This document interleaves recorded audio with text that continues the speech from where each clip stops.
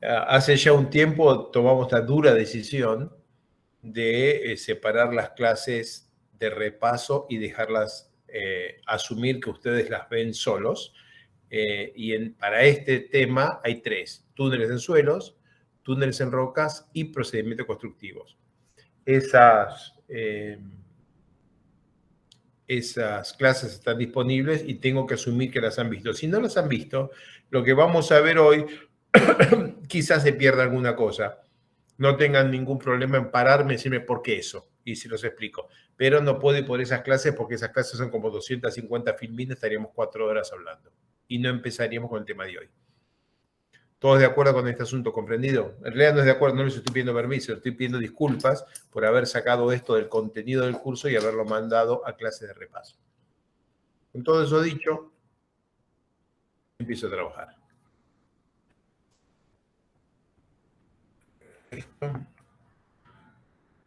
Solamente para estar tranquilo, confirmame que... A ver. El delay, por favor, Felipe. 1, 2, 3. Tenés un delay de medio segundo. Ok. No que era previsible. Bueno, estoy con un solo monitor, gente, porque estoy representando a la patria en Cartagena de Indias en el Congreso Colombiano de Geotecnia. No está mal estar aquí, está bien, pero no tengo segundo monitor, así que la clase puede... como no sé qué filmina viene después, lo sé porque practiqué la clase, pero no la tengo delante mío, la cosa puede trabarse en algún momento. Les pido disculpas por adelantado por eso. Empezamos a trabajar. Vamos a hablar de modelos numéricos para la simulación de procedimientos constructivos en túneles excavados a mano, NATM. Y estos modelos, vamos a hablar de modelos 2D y de modelos 3D, cuáles son las, digamos, ventajas y el valor que aporta cada uno de ellos. Empezamos con los modelos 2D. Son modelos como lo que se ve en la pantalla a la derecha, en los que se hace una simulación simplificada del procedimiento constructivo. Se pueden medir los asentamientos superficiales y las solicitaciones estructurales. Entonces, si yo hago un modelo 2D de un túnel, puedo medir razonablemente, estimar razonablemente cuánto va a ser el asentamiento de superficie, por ejemplo, en el eje del túnel, en el borde del túnel, si acá están los edificios, en la línea de los edificios. Entonces, puedo hacer una razonable estimación de asentamientos en superficie, una razonable estimación de esfuerzos normales en el túnel, tenemos que de algo por el estilo como esto, una, digamos, razonable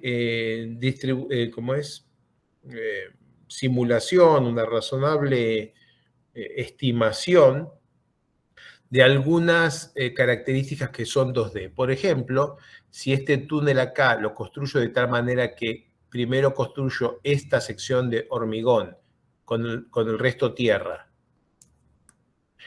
y dejo la tierra acá, y luego construyo esta otra sección, podríamos estimar cuál es la probabilidad de que la zapata se hunda fallando el terreno hacia adentro así, capacidad de carga de la zapata de fundación, porque esta zapata de fundación, si el túnel está construido, es larga y entonces es un problema 2D. Lo que están viendo aquí es un diseño de una zapata para un túnel abierto. Entonces, lo que se ve a la derecha son dos modelos 2D del mismo túnel. En uno, la excavación se hace así y nada más, y queda un factor de seguridad de 1.20, que está acá abajo. Y en el modelo de arriba se deja un montón de tierra acá, y ese montón de tierra hace que la carga de la zapata tenga que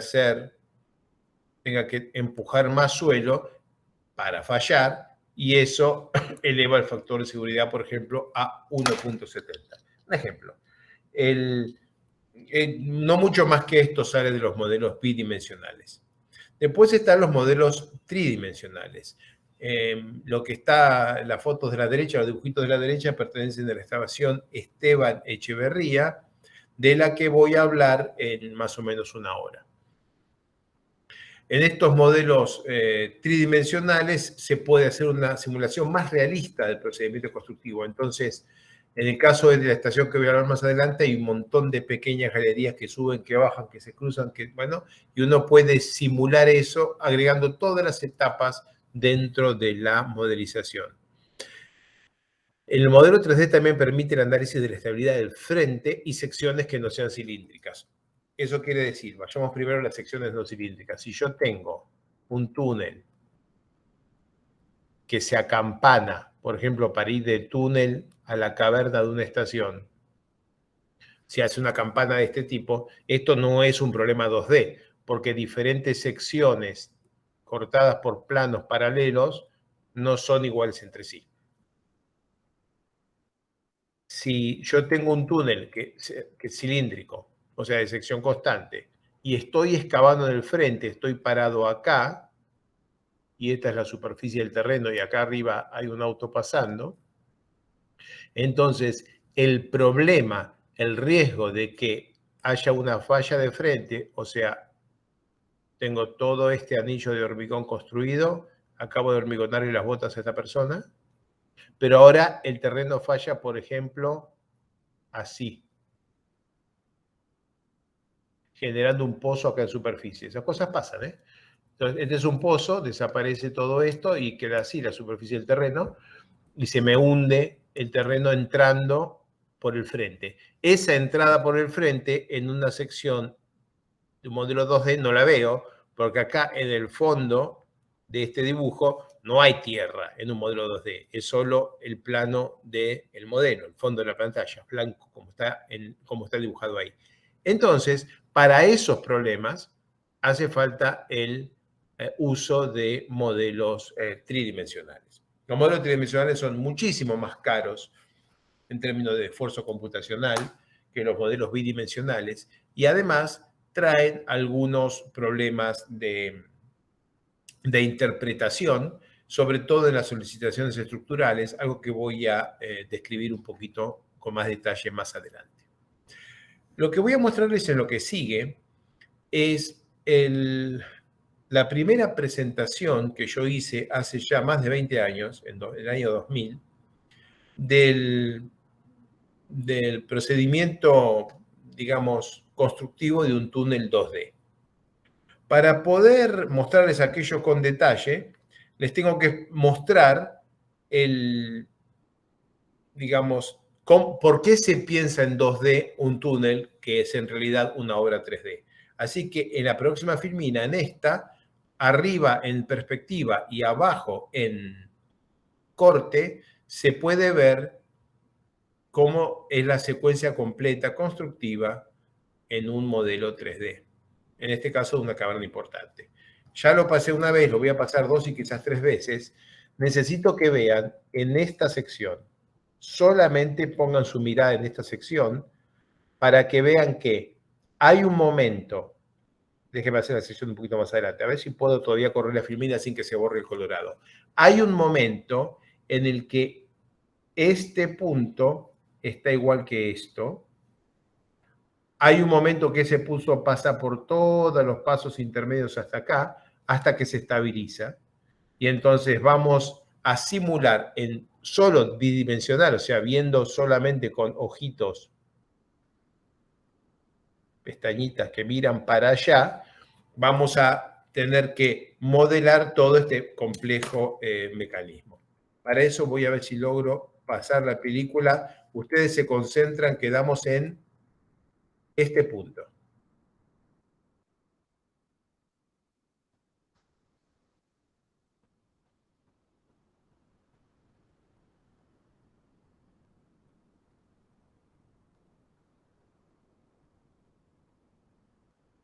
Como pueden haber notado, y espero que se haya notado y si no griten, como pueden haber notado, antes que el frente de excavación llegue al punto, a la línea vertical, a la sección vertical, el terreno está como si no hubiera túnel, es que no hay túnel. Un poco antes que el frente de excavación llegue a la línea vertical, ya se nota cierto impacto. En el momento que el frente de excavación atraviesa la línea vertical colorada que yo dibujé, la sección de análisis, hay un impacto claro, pero el impacto continúa luego de que hacemos que cruzamos el frente. Así que yo ahora voy a dibujar en colorado, aquí, vamos a hacerlo un poquito más con un poquito más de cuidado. Cómo termina, voy a volver acá y dibujo cómo empieza, y voy a cortar, a suspender el video en el momento que la sección pasa por ahí.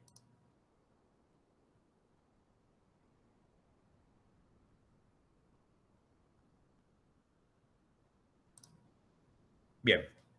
En el momento que la sección ha pasado por ahí, el asentamiento que ya ocurrió, en este caso, es aproximadamente 2/3, o quizás un poquito más, del asentamiento total que va a ocurrir. En el momento que la sección, que el túnel atraviesa la sección de control, el asentamiento en superficie todavía no es el máximo, es aproximadamente, digamos, 2/3, 80%. Es la clave del túnel. Sigo.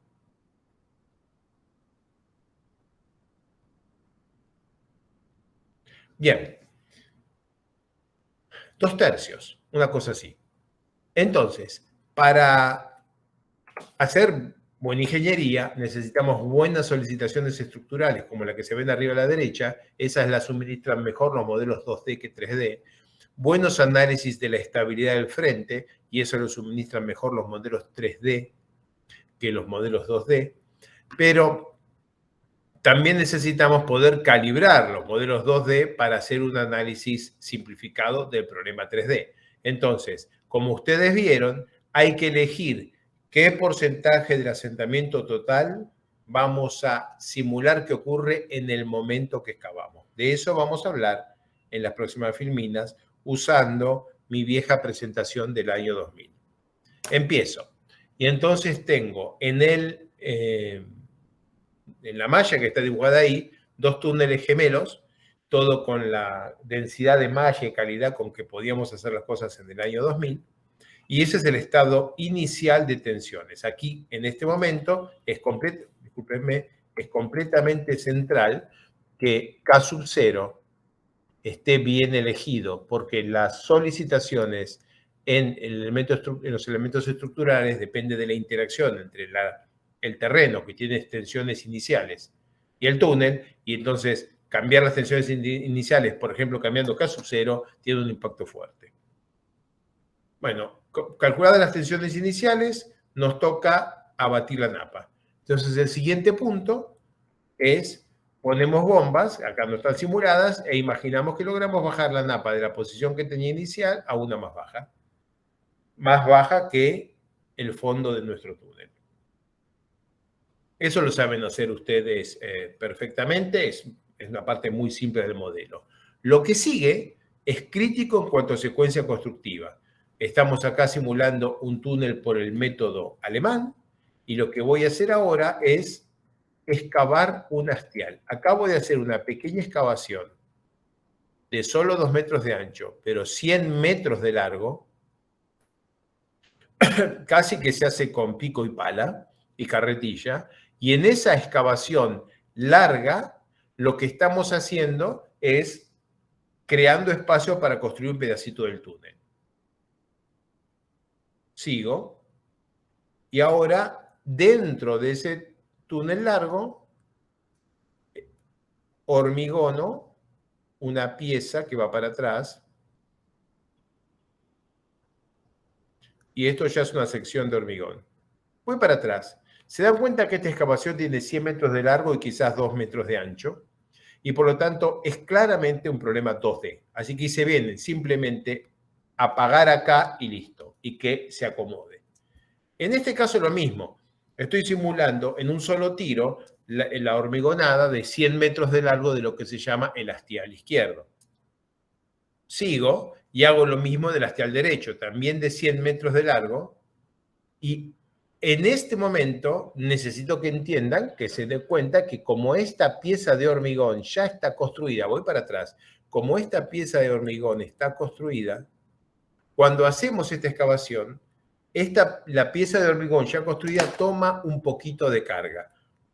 Para poder, no lo voy a mostrar, pero no tiene sentido mostrarlo, pero para poder entender que toma un poquito de carga, miren aquí los nodos de esta malla, y cuando avanzo, estos nodos se mueven un poquitito, apenitas, un poquito. Pero ese poquito, claramente, si voy y pregunto cuál es el diagrama de esfuerzos normales o de momentos flexores en el hastial ya construido, son bajísimos, son totalmente despreciables, pero no son cero matemáticamente, porque ese elemento estructural, el hastial izquierdo, ya está dentro de la malla.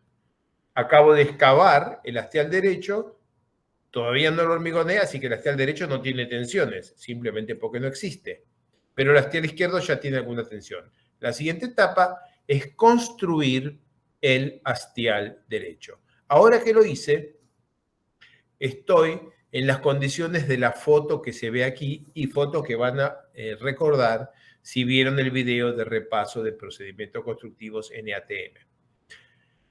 Aquí en esta foto, desde un pozo de ataque, estoy parado dentro de un tramo de túnel ya construido, sacándole una foto a la otra pared del pozo de ataque, donde ya están excavados los dos galerías para los hastiales y ya está construido, están hormigonados los dos hastiales. Todavía falta excavar la bóveda y el banco del túnel. Así que esta foto, por ejemplo, representa esta condición. Hasta ahora es un modelo simple. Lo que sigue ahora es excavar la bóveda. Pero esta excavación de bóveda la tenemos que hacer de manera que el asentamiento que se induce acá sea la proporción del asentamiento final que vimos en la sección 3D. No sé, 50%. Toca calibrar esta etapa de construcción haciendo un equilibrio parcial de las fuerzas desbalanceadas, por ejemplo, método beta o método de confinement, para que le peguemos algún dato clave. Y típicamente el dato clave que elegimos para pegarle es el asentamiento en superficie sobre el eje del túnel. Ese sería el valor. Si tenemos un modelo 3D, entonces hacemos un modelo 3D, hacemos un modelo 2D con los mismos parámetros y elegimos el valor de beta para que en esta etapa el asentamiento que se ve en 3D al cruzar la excavación por la sección de análisis sea igual al asentamiento que nos da el modelo 2D. La única manera de calibrarlo es calibrando el método beta. Si no tenemos el modelo 3D, el valor de beta hay que elegirlo y en la clase al inicio del curso, clase construcción por etapas, les mencioné alguna, y los tienen disponible, algunas pistas para estimar beta para túneles convencionales, los más corrientes, digamos, dentro de tecnología NATM, o sea, dentro de túneles excavados mecánicamente con retro, digamos, no con TBM. Bueno, ahora que hemos excavado esto, Alejo, sí, escucho. ¿qué opinas de los usos de los modelos axisimétricos con áreas equivalentes para, bueno, obtener una curva longitudinal de desplazamientos y calibrar con eso? Vos decís con peso unitario igual cero, sin gravedad, con un autoestado de tensiones. Con hacer un modelo axisimétrico, si es que la sección no es circular, hacer una sección con un área equivalente y sacar una curva longitudinal de desplazamientos y calibrarla con eso. Y con Panet o Blacho-Paulos y Diederich, alguno de estos métodos para... Claro, mira, está muy bien la pregunta y es muy razonable, pero vamos para todos. Si yo tengo un túnel muy chato, como son los túneles, por ejemplo, de subterráneos de metro en Buenos Aires o en otros lugares, entonces si yo corto esta sección y la pongo de frente, tengo en la superficie una asimetría que jamás voy a ver con un modelo axisimétrico. Si el túnel es profundo,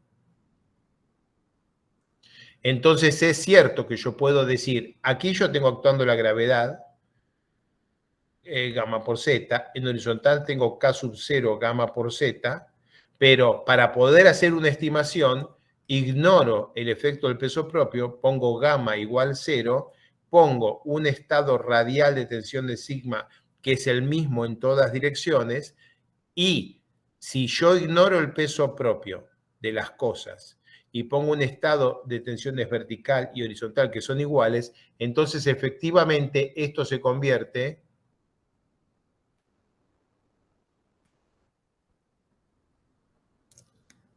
en un modelo, acá abajo hay todo tierra,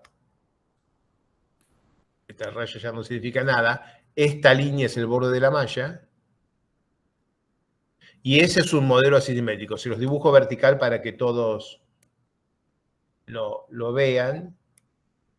Se vería así el modelo axisimétrico y las etapas que van bajando así. Pero esto es el radio equivalente o radio medio del túnel real. La tensión radial que ocurre acá es una tensión promedio que no es ni sigma vertical ni sigma horizontal. A elegir quizás el promedio entre las dos. Este modelo tiene gamma igual 0 porque no tiene que haber cambio en ninguna dirección del estado de tensiones, o sea, el estado de tensiones no está dado por peso propio. Y está asumiendo implícitamente, no implícitamente, directamente está asumiendo una sección puramente circular. Con eso, un modelo 2D permitiría estimar cuánto es el desplazamiento acá a medida que excavo, borro el original, y esa línea puede parecerse a la línea que vimos con el modelo 3D. Exige que el túnel sea profundo, seriamente profundo respecto de la superficie, o sea, 3, 4 diámetros bajo la superficie. Los túneles muy playitos, que son muy frecuentes, por lo menos en la Ciudad de Buenos Aires, no podrían ser calibrados con esto porque la asimetría que da esto respecto del infinito de los costados es demasiado fuerte. Pero en principio, gracias por el comentario, sí es posible usar modelos axisimétricos para estimar el valor de beta. Contesté más o menos, sé que fue larga, pero más o menos contesté lo que estamos diciendo. Sí, sí, perfecto. Y la otra duda era quizá ahí cuando se hace la calibración con el modelo 3D del asentamiento arriba del túnel, eso sí se hace en condición no drenada. ¿Sería el mismo asentamiento arriba del túnel en superficie que justo arriba, digamos, en la clave del túnel? No te da lo mismo. Sobre todo en 3D, en la clave del túnel ya tuviste desplazamientos horizontales significativos, sobre todo drenados en suelos que no sean muy, muy competentes, porque cuando va avanzando el túnel se te va metiendo tierra por delante en el modelo 3D, ¿no? Y el modelo 2D, obviamente no. Pegarle a los asentamientos en la clave del túnel, no en superficie, es a la vez que más fácil, tricky, es más engañoso, puede ser un poquito más engañoso, porque en el desplazamiento en la clave del túnel, la Tierra tiene desplazamientos normales al plano, a la sección de análisis, que son más significativos que en superficie. No tiene nada de malo que los tenga, es la realidad, pero digamos, es algo que puede distorsionarte. Entonces, si yo tengo el túnel hasta acá, este punto tuvo este vector de desplazamientos en otra escala. Y este punto tuvo este. Entonces, el modelo 2D solo puede dibujar cosas para abajo. Entonces, si vos elegís el asentamiento en superficie, el módulo de lo que tenés que calibrar y la componente vertical son iguales porque no hay componente horizontal. Si elegís este asentamiento, tenés que elegir la componente vertical, porque no tenés otra, no vas a comparar módulo contra componente vertical, y te puede ir, digamos, qué sé yo, alguna vez hace más de 20 años elegí el desplazamiento vertical, y esto no creo que esté, no sé si está en algún libro, es mi elección, pero un poquito en función de eso. Perfecto, muchas gracias, Alejo. Ok. Bueno, aquí tengo hormigonado el hastial derecho y puedo seguir avanzando. En este momento excavo con beta 0,50. ¿Cuál es la solicitación en este momento del modelo que tengo en la bóveda? 0. ¿Por qué? Porque todavía no hay estructura. Está la tierra solamente. ¿Y por qué no se cae? Porque solo le equilibré una parte de las fuerzas desbalanceadas, en este caso, beta 0,5, el 50% de las fuerzas desbalanceadas, es lo que el modelo 3D o experiencia me indica que es relevante para esta relación entre ancho de túnel y longitud de avance en cada una de las etapas. Bien, ahora en la siguiente etapa coloco el hormigón, el elemento que representa el hormigón en la bóveda, y ahora esto sí es representativo de una longitud 100 metros, 200, 300. O sea, esto ya sí es 2D. Entonces, esto se calibra con beta igual 0, o sea, mstage igual 1, y te genera lo que equilibra es el beta 0,5 faltante de la etapa anterior, más una pequeña cosita que solamente la pongo, la menciono porque sirve didácticamente, digamos. Las fuerzas desbalanceadas que tenía en esta etapa, es todo lo que falta para el equilibrio, entonces está relacionada con el peso propio del suelo y las tensiones del suelo porque no hay estructura. En esta etapa, esas fuerzas quedan equilibradas poniendo esfuerzos normales y momentos flexores en la estructura de hormigón. Pero además de ese 50% que faltaba, hay que agregar el pequeño peso propio de la estructura que puse. Es pequeño, pero se dan cuenta que esta en sí misma es una fuerza nueva. Así que si escribimos la fórmula, decimos que en la matriz de rigidez por el incremento de desplazamientos de esta etapa es el 50% de la tierra más el 100% del peso propio del hormigón. Esas son las fuerzas que vamos a equilibrar con K por delta U. De aquí sale el nuevo incremento de desplazamiento, que es lo que se ven como más noditos que se mueven. Voy a pasar por estas filminas todas de vuelta para que vean los noditos moverse, nomás, pero voy a ir rápido por ahí. Entonces, sigo acá, excavo en el banco y este modelo, viejito modelo HCM, no HC Small, rebota mucho.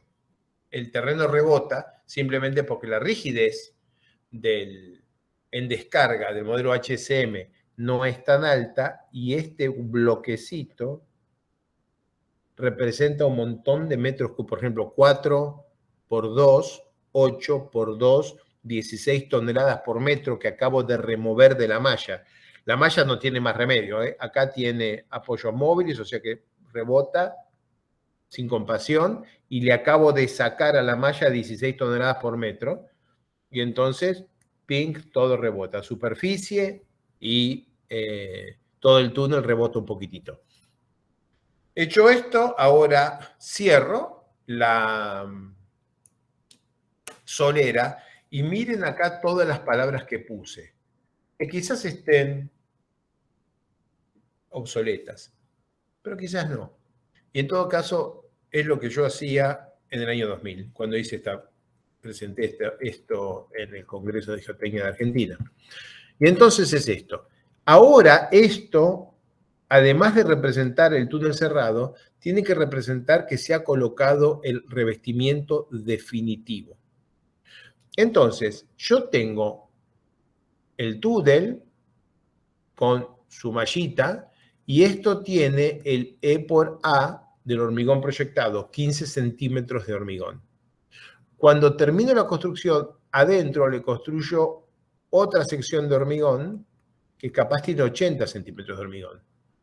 No sé hoy, hace 23 años, la base de datos de Plaxis, pero eso era común básicamente a todos los métodos numéricos que en aquel momento estaban disponibles, la base de datos conservaba los desplazamientos en los grados de libertad del modelo de una etapa a la otra. En particular, giros y curvaturas. Entonces, si yo tenía un E por A viejo del shotcrete y lo multiplico por el epsilon X, me da N, el esfuerzo normal.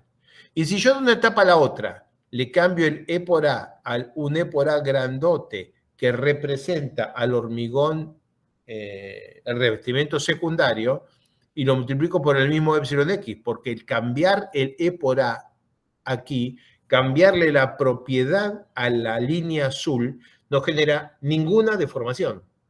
Estoy cambiando una propiedad sin cambiar ninguna fuerza. O sea, en la etapa en la que yo cambio la propiedad mecánica de esta sección, K por delta U es igual a 0 porque no hay ninguna fuerza desbalanceada.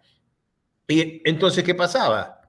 ¿Qué les pasaría a ustedes ahora si hacen esto? Si multiplican E por A por 5, les aparece un esfuerzo normal 5 veces más grande. Y ese esfuerzo normal 5 veces más grande empuja, no está equilibrado con las tensiones exteriores, empuja para afuera la malla un poquitito hasta que se reduce un poquitito y queda una cosa medio pastosa ahí que no está bien. La alternativa, una alternativa es, yo tengo la sección con el E por A del hormigón proyectado, el E por A y el E por J, ¿no? Del hormigón proyectado, y a esta sección la apago y queda sin sostenimiento, pero le pongo un beta de 0,99. 9, todos los 9 que puedo. O sea, la apago y al apagarla borro la base de datos, borro tita, giro, epsilon, borro todo, pero con un valor de beta igual a 0,999, o sea, un M-stage básicamente de 0, con lo que no resuelvo el atroz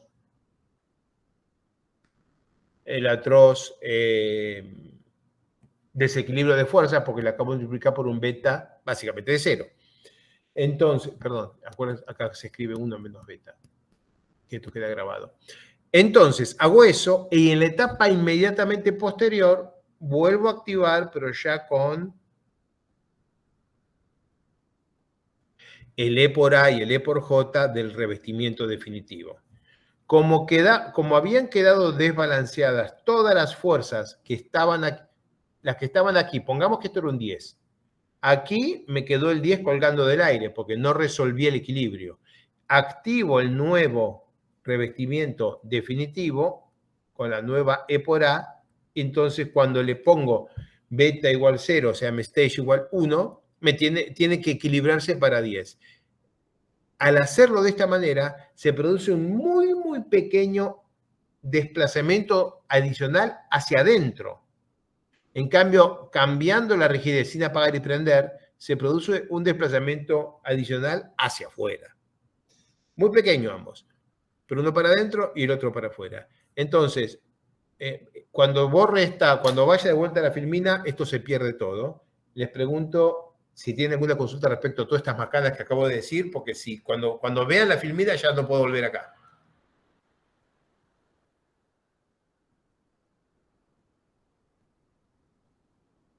¿Nada? Sigo. Bueno, entonces, desactivamos sin equilibrar fuerzas desbalanceadas, se cambia rigidez y se vuelve a activar. Y acá esto no lo hice en ningún caso real, lo hice solamente para aquel congreso. Prendí todas las etapas en una sola etapa acá. Entonces, claro, apagué todo el terreno y puse toda la estructura final en una sola etapa, y como eso es una enorme remoción de peso de la malla y teníamos ya puesta la estructura con una enorme rigidez, esta sección no se achicó. Entonces, de una sección, dos secciones dibujadas en el modelo exactamente iguales, en una está reproducido el procedimiento constructivo y el túnel quedó más chiquito, y en la otra el procedimiento constructivo no está reproducido y el túnel quedó grandote, quedó del diámetro de la sección nominal original. Espero que se den cuenta de que acá tengo un ojo más chico que acá. Bien. Después de esto, lo único que queda es restituir la napa, o sea, volver a poner la napa en su posición y ya. Antes de seguir y abandonar esta serie de filminas, voy para atrás, porque me molesté en dibujarlas todas exactamente, me molesté en dibujarlas todas en la misma escala, para que ustedes elijan algún punto por acá arriba. Yo voy a ir moviendo las filminas hacia adelante y ustedes ven acá cómo se van moviendo los noditos. Entonces empiezo. Muy poquito. Ahora, atrás, adelante, atrás, adelante. ¿Ven cómo se frunce el suelo arriba del túnel que excavo? Ahora, definitivo, no pasa nada. Bien claro que colocar el peso propio no hizo mucho. Excavación de banco, pequeño rebote, que acá no se ve por la malla está un poquito distorsionada. Bien, eso que acaban de ver, hacia el año 2000 era revolucionario. Hoy, como todos ustedes lo van a hacer como trabajo práctico y todo el mundo lo hace, pero hacia el año 2000 eso, por lo menos en Argentina, era completamente revolucionario. Así que fíjese cuánta agua ha corrido bajo el puente. En este procedimiento constructivo de que es el túnel de la línea A del año 95-97, esto es las solicitaciones estructurales que quedan. Por la enorme rigidez que tiene el hastial y por la forma de L, genera un momento flexor grande. Que es un momento flexor que para la rigidez que tiene no hay problema porque igual es armadura mínima, pero es grande. En la zona superior, en la que solo hay 10 centímetros de hormigón proyectado, la rigidez, el EJ es tan chico que esto funciona puramente membranal y no atrae momentos flexores. Entonces, hay grandes momentos flexores en la zona hormigonada en primera etapa por dos razones. Porque tiene alta rigidez y porque fue construida primero. Si nosotros hubiéramos construido primero la bóveda y después los hastiales tendrían momentos flexores muy inferiores. Bien, esto fue suerte y fue un éxito importante que me ayudó mucho después a conseguir más trabajo. La secuencia de excavación de hastial, excavación de bóveda y banco y el asentamiento calculado en este punto, 5,8 milímetros y el real 5 milímetros, y todos esperaban que con esto de poner solo 10 centímetros de hormigón proyectado, esta cosa se asentara a 20 centímetros, se cayera todo. Yo predije 5,8 milímetros, como muy irresponsable. En vez de decir entre 4 y 9, dije 5,8. Y fue 5, tuve suerte. Si hubiera sido 12, yo no estaría dedicándome a la geotecnia, quizás, no sé. Bueno, esta fue la historia de este primer modelo real para una obra real construida. Sigamos adelante con otros modelos 2D. Alejo, ¿te puedo hacer una consultita rápida? Dale. Ahí cuando se hace el beta del 0.99 y se hace el cambio de las propiedades, si la propiedad nueva va a considerar la contribución del shotcrete y del hormigón, ¿no? O solo del... Eso lo podés elegir vos. No es lo común. No era lo común cuando aquel diseño, no es lo que estaba en el modelo que te acabo de mostrar. Te piden básicamente, bueno, ¿qué va a pasar en 100 años? ¿Tu sección de hormigón va a resistir dentro de 100 años? Y vos le demostrás que tu sección de revestimiento definitivo de hormigón simple, sin ninguna armadura, resiste las solicitaciones asumiendo que ha desaparecido el shotcrete. Lo que no es realista, obviamente, el shotcrete no va a desaparecer, pero como escenario de diseño, demostrás que aquel shotcrete que hiciste metro a metro, sin control de calidad y no sabes cómo quedó, lo ignoro. Es como encofrado. Lo tiro y verifico que la sección definitiva es capaz de tomar las solicitaciones de largo plazo. Es un análisis que es puramente pensamiento mágico, porque de largo plazo lo que te va a voltear el túnel es que te hagan una gran excavación al lado y no te lo digan, o cosas por el estilo. O reacción al calicemento. No va a ser nunca un problema geotécnico, porque cambien las tensiones del suelo, lo que te puede romper un túnel. Siempre va a ser un ñato de arriba que te escabe arriba en la cabeza o al costado, ¿no? Un cambio de ese tipo, solamente rompiendo nuestros túneles. Entonces la última etapa esa en la que se pone el hormigón, digamos, no está representando apenas se hormigona, sino a 100 años cuando se degrada el revestimiento temporal, ¿no? Exacto. Claro. Y la segunda pregunta súper rápida, cuando se excavan los hastiales, ¿no hace falta ahí un ajuste del beta? No, la excavación de los hastiales mide en cada etapa, es tan chiquitita que el beta igual 1 te da asentamientos de 1/10 de milímetro. En esta etapa, ¿no? Estoy hablando del procedimiento constructivo método alemán con un túnel de 6 metros de ancho, en suelo muy rígido. Depende del problema. Si la etapa que estás modelando representa algo que es largo respecto de las dimensiones de tu sección, lo pones con beta igual 0, o sea, M-stage igual 1. Pero solamente en ese caso. Con lo que estamos mostrando ahora, claramente eso no tiene sentido poner un beta distinto de 0 en esa etapa. Bárbaro. Muy bien. Alejo, te hago otra consulta rapidita, más anecdótica. Dale. Ahí por lo que veo en la filmina, usaste el modelo HCM en esa época, ¿no? Sí. No existía todavía el HCS. No, el que agregó la HCS estaba en la secundaria, si es que había nacido. Ah, o sea, hoy directamente considerarías el HCS No, para hacer este tipo ni de hablar, análisis. ni hablar. Claro. El HCM se fue al balcón de los recuerdos, o sea, se los enseño porque es más simple y porque algunos andan usando versiones de Plaxis que no tienen el HCS, pero Claro. por eso lo enseño. Es mejor enseñar primero el HCM, que es plasticidad isotrópica, y después el overlay elástico de alta rigidez, de baja deformación, ponerlo arriba, como está. Sí, pero, más constructivo para pero entender. en la práctica no veo por qué usaríamos HCM para nada, habiendo HCS. Excepto que a veces converge mejor y más rápido y los resultados son iguales, ¿no? Alguien podría hacer esa trampita. Converge mejor. A veces corre mejor y los resultados dan exactos. Por ejemplo, en una presa, donde estás haciendo capa sobre capa sobre capa sobre capa, el HCS y el HCM te van a dar el mismo resultado y el HCM puede converger más rápido o no. Claro. Eso, muchachos, eso cambia versión a versión. Ya estoy hablando de Plaxis, no de geotecnia numérica, ¿no? HSS convergía peor que HCM cuando empezó y ahora converge igual o mejor. No creo que se esté desarrollando HCM, debe estar quieto como estaba en 1900, no sé si tanto, pero como en los tiempos de los primeros 2000. Sí, o sea, va siendo superado. Lo que decís un día ahora ya no aplica lo mismo. Ah, por eso. Alguna de las cosas que estoy contando es historia de la geotecnia numérica en la ciudad de Buenos Aires, ni siquiera de la geotecnia numérica. De mi geotecnia numérica en la ciudad de Buenos Aires. Pero hace la conversación.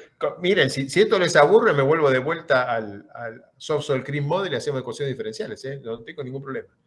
O sea, mi peor amenaza. Bueno. Túnel de ojivas. Esto es un error muy lindo, por eso lo presento. Es un error. Un túnel de ojivas es una secuencia constructiva súper compleja, muy 3D en muchísimos aspectos. Pero si hacen la secuencia que se ve a la derecha y quieren modelar solamente esa etapa con los betas adecuados, es una belleza digamos, el mecanismo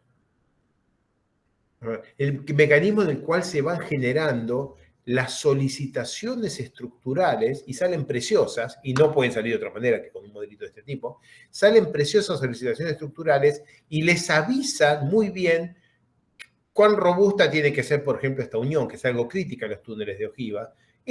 Juegan un poquito con los diferentes materiales y les saben bien en qué zonas hay que asegurarse que la armadura esté bien, porque los momentos flexores pueden ser significativos. Ahora, los coeficientes de seguridad que salgan como es que salen de estos modelos 2D no sirven para nada, porque los túneles de ojiva no pueden fallar 2D. Son demasiado robustos para fallar 2D, así que los modos de falla 2D que te puedas imaginar tendrían que involucrar algo como todo lo que se ve acá fallando, y eso no es realista, así que ni hacerlo, ¿no? Pero para las solicitaciones estructurales, los modelos 2D en túneles de ojiva son simplemente fantásticos. Esto es una belleza de trabajo, una belleza de modelo, y no veo otra manera que esta de hacer un buen dimensionamiento estructural en un túnel de ojivas. nos ha pasado con menos frecuencia los túneles, pero han pasado suficientes, pero nos ha pasado con menos frecuencia hacer túneles de ojivas, porque la mayoría de nuestra experiencia está en suelos de la ciudad de Buenos Aires y un poco en Santiago de Chile. Y ahí la experiencia, la realidad es que el suelo es demasiado bueno como para que esto sea una cosa que uses con frecuencia. Bien, estos son modelos 2D y lo que no hace es la seguridad de frente, que como es cuando la tierra se te mete por delante. En este caso, como esta línea blanca es el fondo de la pantalla, es como esto, no hay tierra ahí, jamás vamos a poder modelizar la falla del frente. Tenés modelos 2D, no tenés modelos 3D. ¿Querés analizar falla de frente? Haces modelos analíticos, te buscas la fórmula, fórmulas empíricas. No podés usar un módulo numérico. Y en este caso, excepto la extrusión plástica, tampoco te sirve el modelo axial simétrico que recién comentábamos. El modelo axial simétrico que razonablemente podrías usar para calibrar beta, no lo podés usar para la estabilidad del frente en general, porque esa generalmente está controlada por la dirección de la gravedad y por el hecho de que la superficie no está a una distancia infinita del frente de excavación. O sea, la superficie está acá y lo que va a caer es esto para abajo, no va a ir esto para arriba. Excepto en los túneles muy profundos en los que la extrusión plástica es posible, eso sería clase de sostenimiento 5 típicamente, excepto en ese tipo de túneles, un análisis numérico axial simétrico del frente no tiene ninguna relevancia. Y ahí es donde se hacen modelos 3D. La realidad es que un túnel cuesta cientos de millones de dólares y una licencia de cualquier software 3D cuesta 10.000. Muchos de estos comentarios que eran muy importantes en 1990 eran más o menos importantes en el año 2000 y ahora son totalmente irrelevantes. Hagan un modelo 3D y punto. No hay más que discutir. Bueno, entonces vayamos a los modelos 3D. Los modelos 3D los hacemos para validar procedimientos constructivos completos, calcular factores de seguridad, modos de falla del frente y determinar mapas de asentamiento. Y miren esta belleza de un modelo viejísimo. Si ustedes ven esta malla y lo gorda y lo cuadradito que son estos es de la época que Plaxis 3D se llamaba Plaxis 3D Tunnel y que era solamente un montón de Plaxis 2D uno tras del otro. Por eso es todas estas líneas verticales y estas líneas verticales. Esto no, esto ya es mucho más moderno. En este caso es el análisis de la estabilidad del frente cuando estoy excavando una caverna por fuera de un túnel TBM ya construido. Ese fue un problema interesante que tuvimos que tratar hace un tiempo. Bueno, diseñemos el modelo 3D.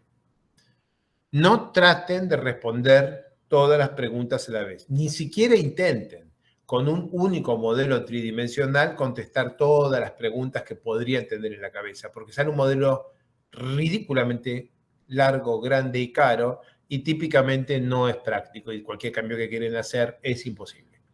Entonces, lo primero, ¿qué queremos? ¿Queremos evaluar la seguridad de frente?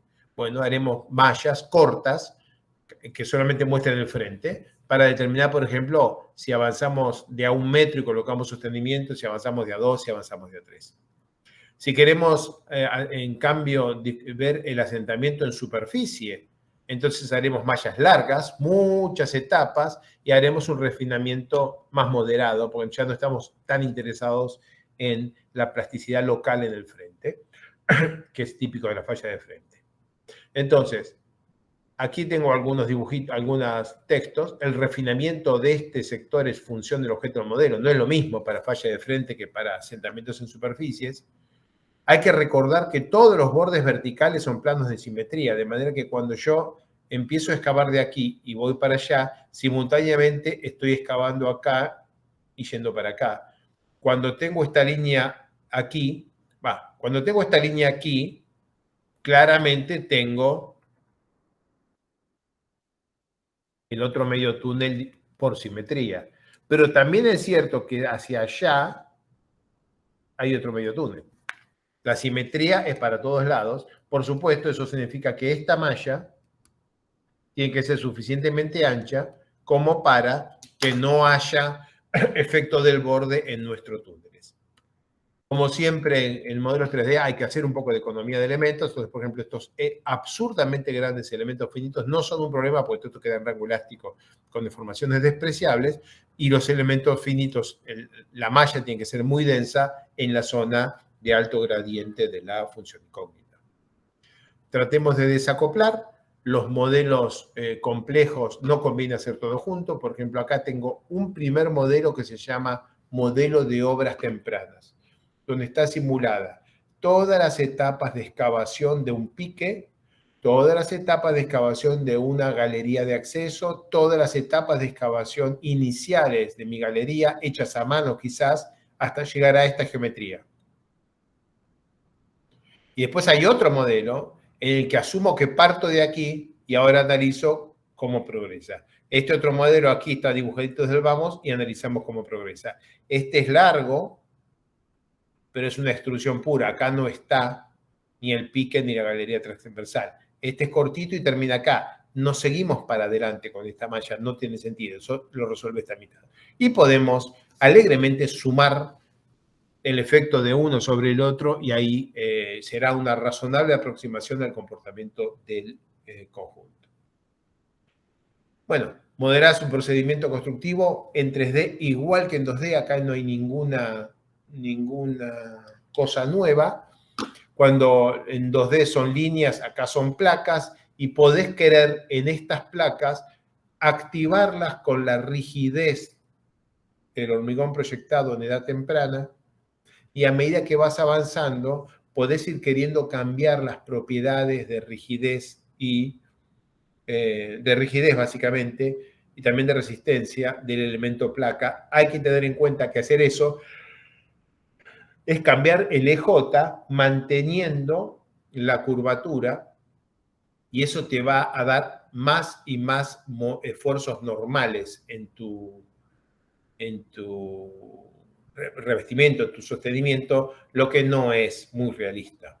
Pero es lo único que podés hacer porque no vas a estar apagando y prendiendo placas en todo el proceso.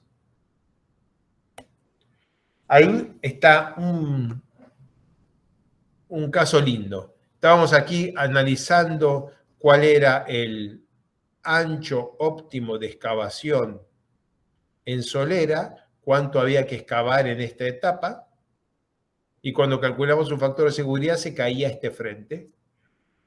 Que a nadie le interesa eso en la realidad.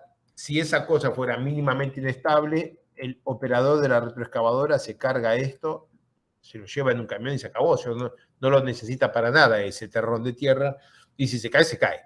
Sin embargo, como está dibujado así en el modelo, cuando calculas un factor de seguridad, resulta que el factor de seguridad te queda determinado por la estabilidad de este corte vertical. Que, muchachos, no es menor, ¿eh? Esta cosa mide 9 metros de altura.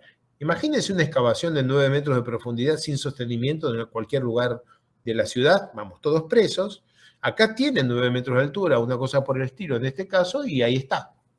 Claro, la gente adentro del túnel no son, digamos, civiles que caminan por la calle, son todos especializados y saben lo que están haciendo, ¿no? Bien, acá tenemos el modelo de secuencia de obras tempranas, muy lindo. Cada una de las pequeñas etapas, pero no tienen mucha consecuencia práctica. Estas cosas se hacen porque hay que hacerlas, para demostrarse a uno mismo que en la secuencia casi manual de ejecución de estas obras tempranas no se nos cae nada. Por ejemplo, cuando estamos haciendo a mano en la primera parte de la galería no se cae nada, pero nada más que eso. No es importante los asentamientos que dé este modelo, eso no es el tema. El tema es que no se nos caiga en la cabeza mientras estamos llegando a la posición en la que empieza a excavar una máquina. ¿Escuché ruido? ¿Hay alguna consulta? Sí, te quería preguntar, Alejo, para los modelos 3D he visto tipo dos approach que se hacen.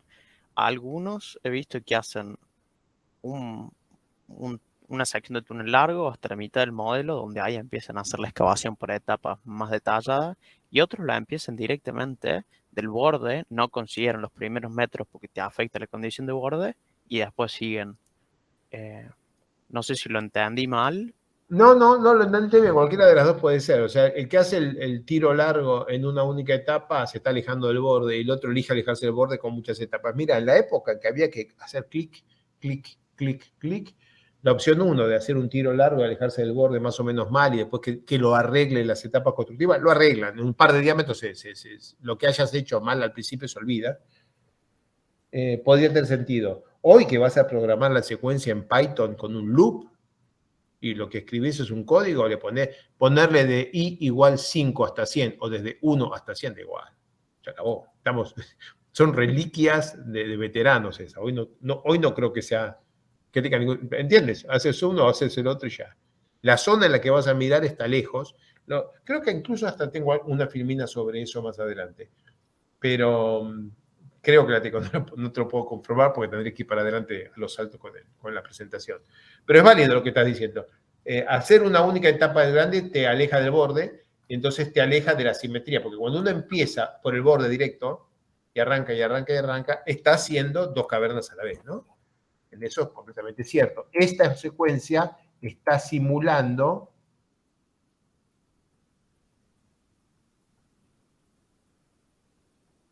esto también. O sea, va para acá y va para acá. Entonces, el comentario refleja que porque no hacemos un tramo grande, una única etapa así, y después hacemos este dibujito acá. O en el caso de estos modelos, ¿por qué no hiciste la caverna en algún lugar por el medio, no? En vez de hacerlo desde el borde. En este caso en particular, creo que acá está en el borde muy bien porque realmente se estaba haciendo así.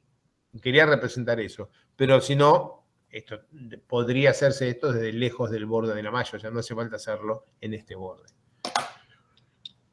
Perfectamente válido el comentario, ¿no? Las dos son decisiones que yo podría comprender. Y ahí como se mencionó que en los modelos 2D están buenos para sacar las solicitaciones. Eso ya sería como ya subimos condiciones plane strain, ¿no? Se corta, todo de vuelta. Perdón. Cuando decimos que los modelos 2D están buenos para obtener las solicitaciones, las estructuras, eso sería ya cuando asumimos condición plane strain, ¿no? Cuando el frente de excavación ya se alejó suficientemente. Solamente. Acá no podemos, por ejemplo, decir, bueno, a ver las solicitaciones en la estructura cuando el frente está a menos de un diámetro, teniendo un beta todavía no equilibrado. Ni idea. No tenés ni idea de lo que estás haciendo. Claro, perfecto. A un comentario corto, que Alejo dijo que ciertas cosas son reliquias. Esto de hacer más fases o de programarlo en Python involucra tiempo y después agregar fases involucra más tiempo de cálculo. Que concuerdo que Alejo para una etapa final no tiene ningún sentido, o sea, si tarda 2 días más en correr no es un problema para nosotros. Para una primera etapa estar 2 días esperando resultados es un poco molesto, entonces tal vez haces primeras corridas simples, digamos, y después cuando querés resultados precisos haces lo que dice Alejo, que el programa haga 800 etapas, lo dejas corriendo y no trabajas vos.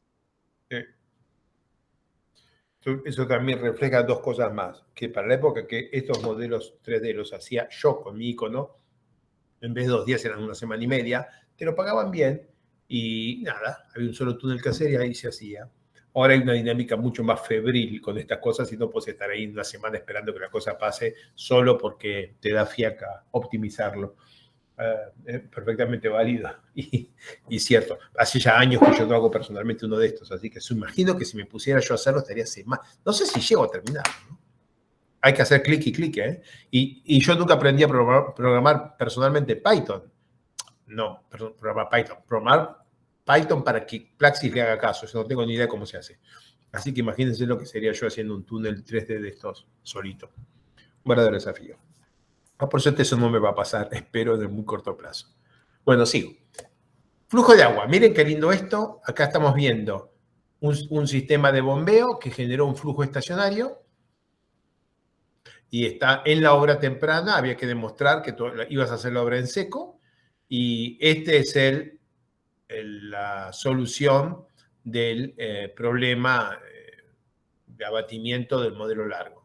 En el modelo corto, que estamos solo analizando las etapas iniciales, todas las bombas para estar seguros que generamos, para tener la razonable esperanza de generar una superficie freática batida que nos permita hacer la obra temprana, con las bombas, con todas las complicaciones. Mientras que en el modelo largo, ese tema se da por superado y ahora lo único que haces es un abatimiento completamente cilíndrico, o sea, esta línea se proyecta toda para allá, se hace toda en una única etapa al principio y el túnel se excava adentro. Un buen caso en el cual el modelo de obras tempranas es extraordinariamente más complicado desde el punto de vista del flujo y mucho más 3D que el modelo de la caverna típica. Y acá esto es de la ciudad de Buenos Aires y es interesante, acá esto es la caverna, eran las cavernas del soterramiento del Sarmiento. Es importante que las miren. Opa, vamos a tratar de dibujarla más prolija.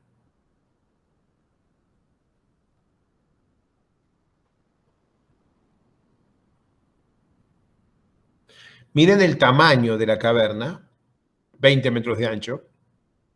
Miren qué poquita tierra que hay arriba de la caverna. Y acá, acá empiezan las arenas de la formación Puelche. Miren qué poquita carne hay para soportar la presión presión piezométrica de las arenas del Puelche y que no nos reviente el fondo de la excavación cuando estamos excavando la solera. En este caso, aunque es un modelo estacionario, o sea, el estado de tensiones de fluido no cambia con el tiempo, a medida que vamos avanzando en la excavación, este gradiente de presiones de poro se convierte en presiones efectivas y permite efectivamente calcular la estabilidad del fondo. Como ustedes pueden ver acá, si dejáramos a la arena del polchense que se estabilice, tendríamos la napa acá arriba, pero como hemos bombeado, tenemos la napa acá abajo, y el salto entero se produce en un estrato de relativamente baja conductividad hidráulica, que es el estrato inferior del pampeano inferior. Eso es solo de la ciudad de Buenos Aires, pero yendo más general que solo la ciudad de Buenos Aires, es interesante que se den cuenta que aunque el modelo sea relativamente simplificado en cuanto al equilibrio de la distribución de presiones de poro, sí tiene que tener correctamente calculado una distribución de presiones de poro. No se puede dibujar la napa a mano. Si dibuja la napa a mano, esto desaparece. Tiene que estar correctamente establecido las presiones de poro en toda la malla. Fíjense que acá vamos de colorado a azul en todo el espesor y aquí vamos de colorado a azul en un espesor mucho menor, pero eso no significa que el colorado se achica. El colorado queda al mismo espesor, el amarillo queda igual. Todo el celeste y azul ocurre acá en la nada misma. Eso necesitan tener esas cosas en cuenta o el modelo no sirve. O el modelo no tiene capacidad predictiva. Bien, acá, esto es un poquito lo que estamos hablando. Esto es control de calidad de resultado. Aquí tengo distancia al eje de la caverna, ancho, versus asentamiento, para dos tipos de suelo. Estratigrafía, no importa. Pero noten que algo hicimos bien si el ancho del modelo es suficiente como para que el asentamiento en el borde exterior, de afuera, este asentamiento sea 0. Si esta cosa no converge a 0, si hubiera quedado con un modelo más angostito, por ejemplo, si termino el modelo acá, el asentamiento en el borde me está quedando eso, que es representativo de tener otro túnel acá. Se tocan uno con otro. Una vez que hiciste el modelo suficientemente ancho como para que en la cola el asentamiento te dé 0, es suficientemente ancho y aunque también representa algún túnel puesto por allá, ese túnel virtual completamente en un universo paralelo no afecta en nada a nuestra estructura. Después, lo mismo vale para el largo. ¿Cuánto es de largo tu modelo? Bueno, hiciste algunas cosas en la etapa inicial, por ejemplo, vas avanzando por etapas o haces una única etapa como un caño, cualquiera de las dos, empezás tu proceso y parás en algún lado, por ejemplo, acá paramos aquí, y tenés que tener suficiente modelo delante como para que en la punta de adelante tengas 0. O sea, algo hiciste bien si el desplazamiento acá vertical y horizontal es 0 y el desplazamiento acá vertical y horizontal es 0. En esta cara nunca va a ser 0, pero yo no leo lo que me dice la cara. Leo desde donde tengo estabilizados los resultados. En este caso, fíjense, la etapa inicial empezó acá. Acá parece haber habido un caño inicial. No me acuerdo del modelo. Pero estoy leyendo desde que está estabilizado los resultados. Entonces, la respuesta que estoy obteniendo 3D es esta.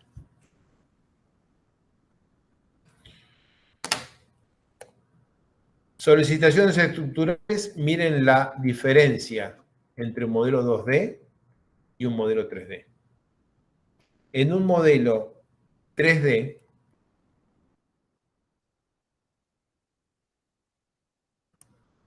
aquí tengo un elemento de placa que tiene aquí los nodos y aquí los puntos de integración.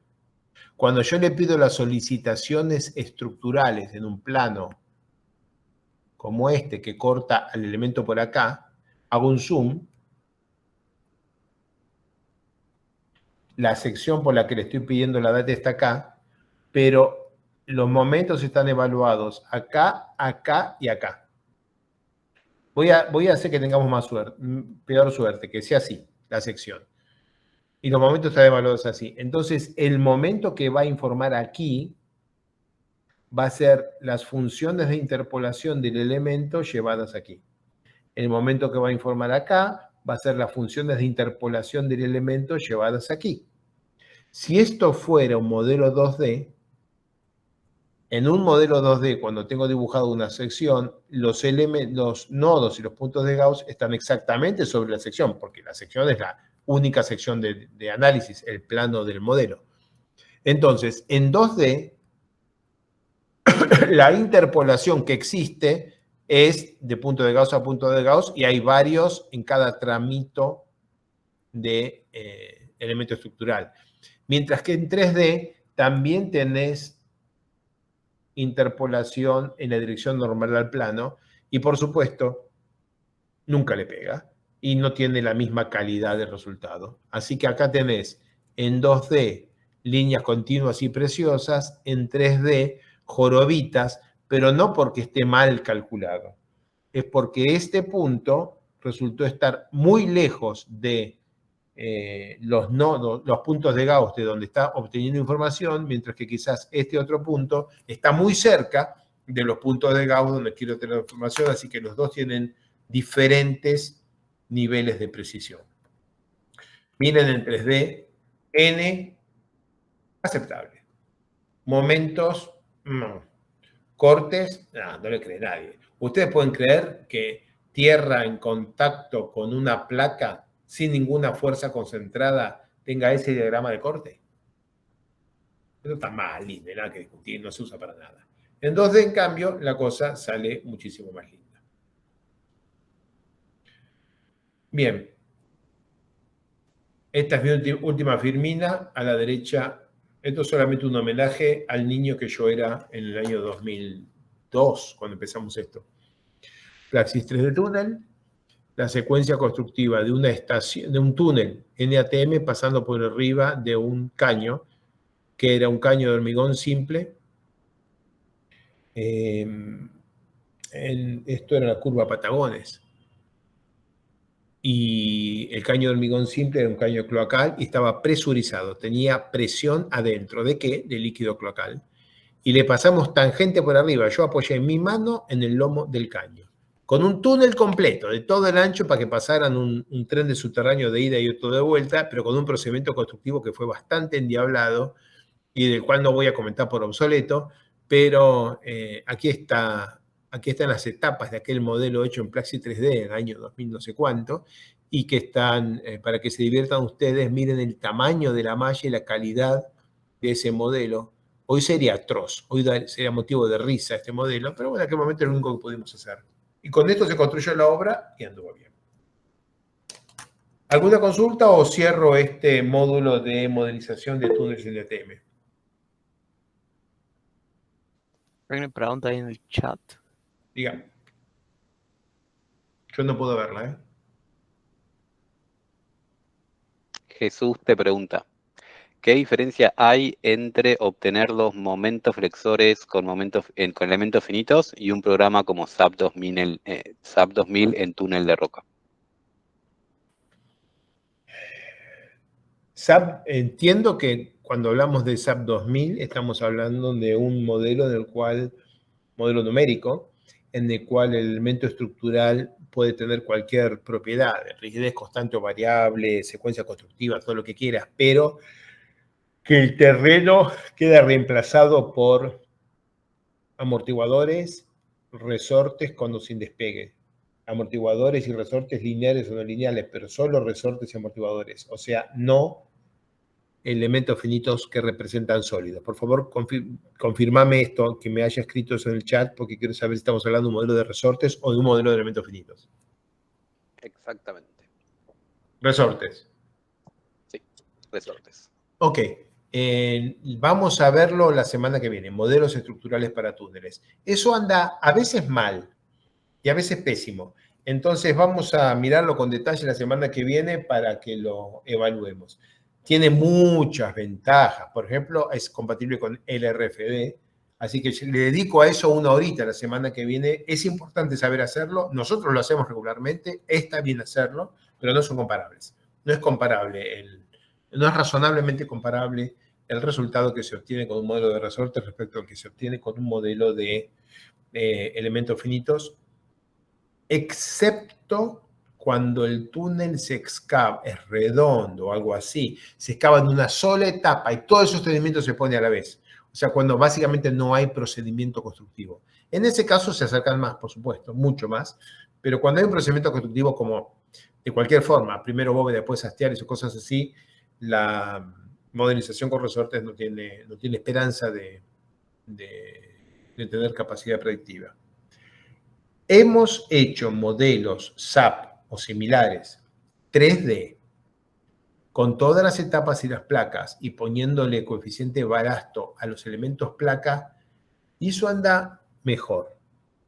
Todavía muy diferente de lo que te da un modelo geotécnico. Muy diferente quiere decir, los momentos en el SAP te dan el triple, el doble. Los esfuerzos normales te dan 10, 20%, 30% más, pero los momentos te dan el triple. Pero la realidad es que con los momentos que son del triple todavía te da la armadura mínima, en la mayoría de los casos. Así que hay un punto de ingeniería práctica en el cual si haces un modelo SAP y te dio la armadura mínima y construís, va a andar bien, aunque no lo hayas validado con un modelo geotécnico.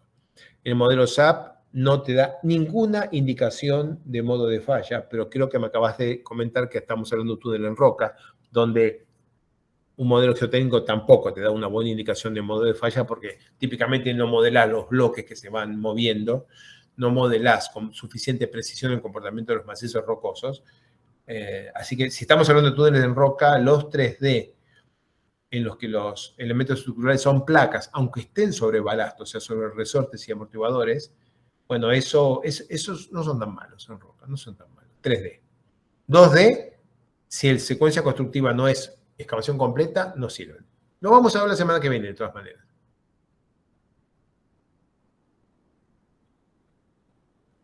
¿Sigo? Sí, te agradece. Ok, bárbaro.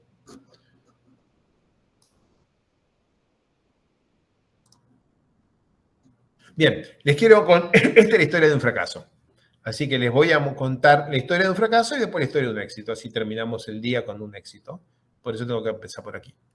La estación Esteban Echeverría fue una estación en la ciudad de Buenos Aires, 19 metros de ancho, 14 metros de altura, excavada por método alemán. Primero las galerías, después la bóveda, después el banco. Por el tamaño, 19 metros de ancho, 14 metros de ancho. Esto fue el año, esto habrá sido el 2004, 2005, más o menos.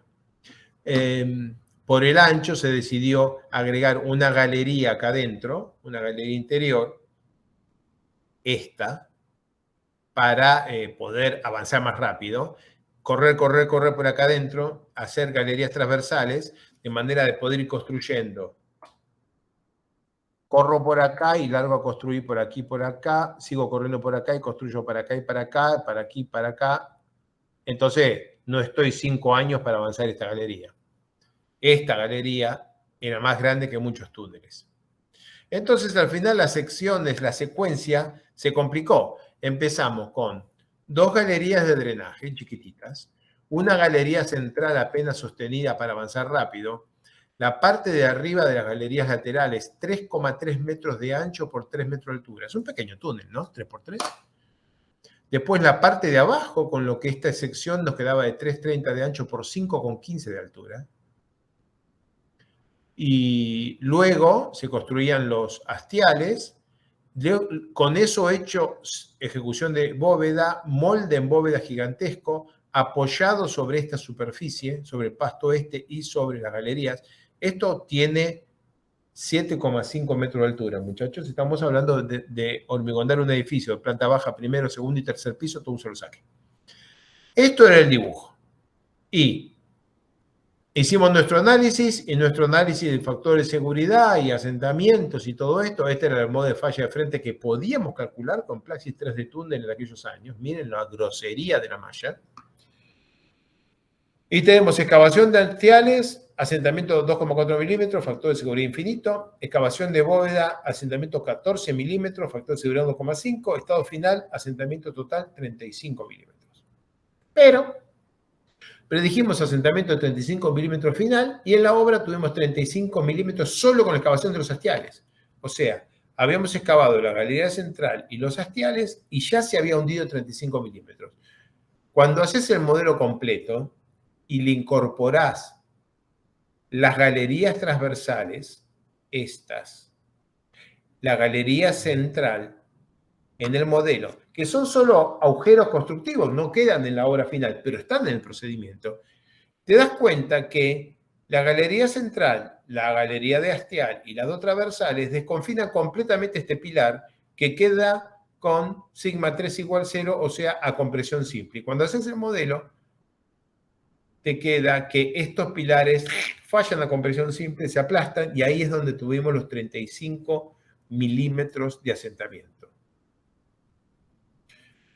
Entonces, post-evento, si no tengo las galerías auxiliares, post-evento, o sea, fracasamos y fuimos a estudiar, ¿ok? No es que nacimos sabiendo.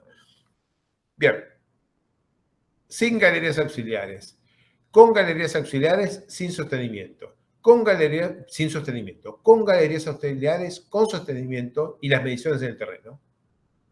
Y acá están los números. Estos son los coeficientes de seguridad que claramente no fue medido en el terreno porque no llegó a caerse del todo. Sin galerías auxiliares, predijimos una falla de frente de la bóveda principal.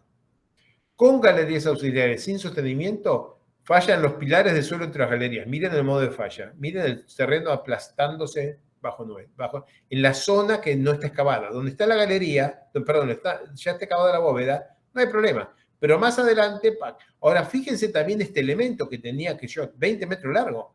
Esta cosa es una línea vertical, otra vertical y nada en el medio. Un único elemento de 20 metros largo y la única parte que hay que leer aquí es esta zona donde se nos aplastaba la galería.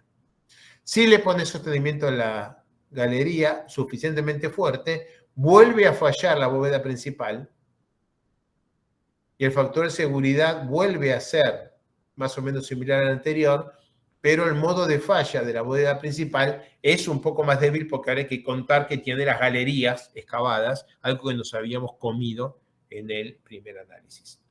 O sea, historia de un fracaso. Entonces, secuencia constructiva ajustada con las galerías revestidas y apuntaladas. Le presentamos todo al cliente final y el cliente dijo, ok, eso fue lo que les pasó, menos mal, pensé que no servía para nada el análisis. Y la verdad es que no servía para nada el análisis, pero hicimos el nuevo análisis y sí era más útil. De hecho, hay una cosa muy triste que había una de las etapas que cantaba que había un problema y yo no abrí la etapa. Leí el resultado inicial, el otro clave, el final, informé y entregué y no abrí y estudié una etapa intermedia. Eso dolió. Hace 20 años, ya duele un poco menos, pero dolió. Por eso siempre digo, analicen todas las etapas con humildad y lean los resultados de todas las etapas. Porque yo estuve así cerquita que se me cayera un túnel, y no se cayó. Pero por un poquitito así yo seguí mi carrera de ingeniero civil, si no, habría terminado en ese momento por no haber abierto un resultado parcial. Bien.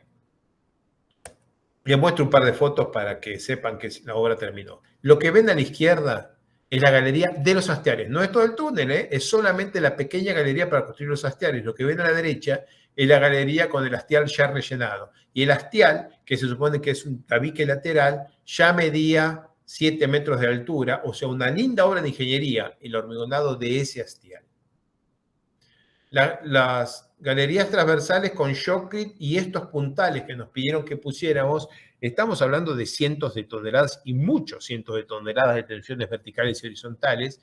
Y ahora imagínense estos puntales telescópicos que no sé, tomarán 2, 3 toneladas cada uno, imagino, de romperse ahí parados molestando. Te obligaba a caminar agachado, algo que podía tomar hasta 2 toneladas horizontales, y si había una inestabilidad, la inestabilidad era del orden de 200 toneladas horizontales.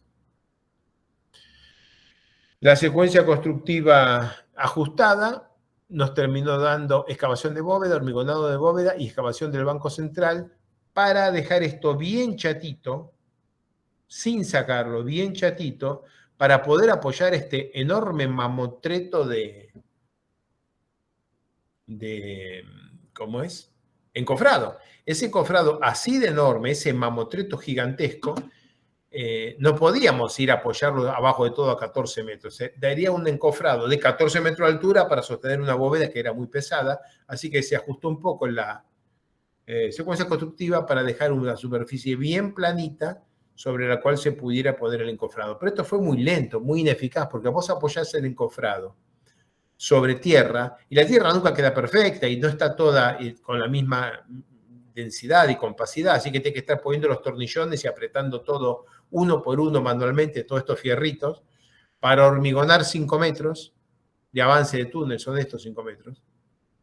Hormigonar 5 metros son 15 camiones en superficie volcando hormigón durante un día. Entonces, ¿Una consulta, Alejo? sí. ¿Tuvieron que hacer una modelación numérica de lo que sería la fundación superficial sobre ese tramito de tierra horizontal de estos encofrados? No lo hicimos. Esa tosca es muy dura ahí abajo y esas cosas le pones tornillón y una chapa abajo. Y si se hunde, sacás el tornillón, pones 2 chapas.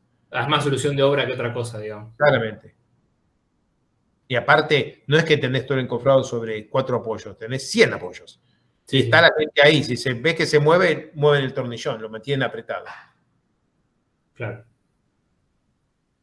Bueno, ¿ven? Una obra linda del que uno sale aprendiendo. De esta salió el estudio de la estación corriente, que fue el que dio vuelta la manera de construir cavernas en la ciudad de Buenos Aires, y es la siguiente presentación.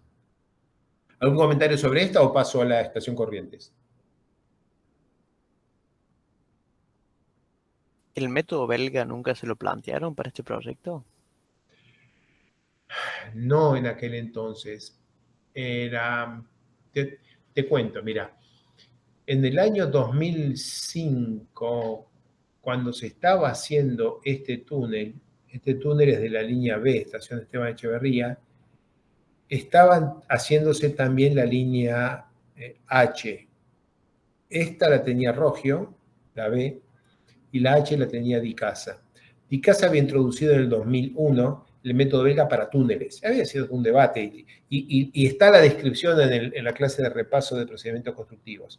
Pero el método belga te obliga a construir primero la bóveda y la idea es hacer el hormigón definitivo de la bóveda antes de hacer la excavación lateral. Y para esta bóveda de 14 metros ¿cuánto era? 19 metros de ancho, no sé cuánto, 19 metros de ancho, en el que tenés que volcar, o sea, hagamos la cuenta, 0,80 de espesor promedio por 5 de largo por 19 y por pi sobre 2, o sea, por el perímetro, ¿no? Así que vamos a hacerlo 19 por 5, son 100 por 0,8, 80 por 1,5, 120 metros cúbicos, son 20 camiones que volcás. Volcar esos 20 camiones apoyados en tierra. Te hubiera exigido hacer una excavación, bueno, con una caverna de hormigón proyectado, eso no es problema, y volcás estos 20, y hay que tener un coraje que no teníamos ni nunca tuvimos, no creo que tengamos, para excavarle después abajo las pies a esa cosa y dejar eso parcialmente en el aire, ¿no? El método belga realmente tiene una debilidad muy grande cuando haces la etapa de abajo. Para los que no vieron el video, vos tenés todo el planeta. Esto es el planeta. Estoy tratando de ver cómo... Ahí está. Este es el planeta. Y vos excavás la bóveda un poquito. Ponés hormigón proyectado con unas patitas y seguís avanzando hasta que tenés una longitud considerable. Luego, por dentro, traes el molde de encofrado y hormigonás de un saque todo esto, que te queda toda la sección esta con todo el espesor final, pero está apoyado en tierra. Acá está la tierra, afuera está la tierra. Y ahora que tenés esto,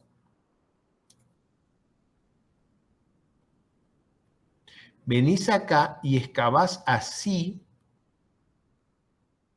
largo.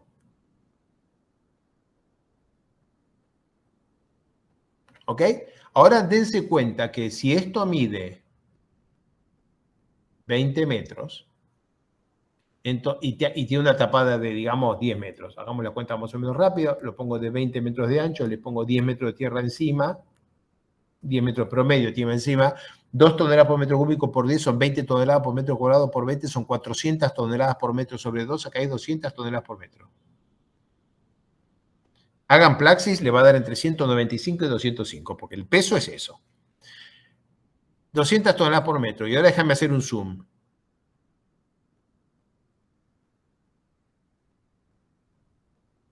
$200 toneladas por metro. Esto mide 0,8. Ponele que le dé acá 0,8 y un talud. Y esta cosa mide 5,0 metros de altura. Un humano es así.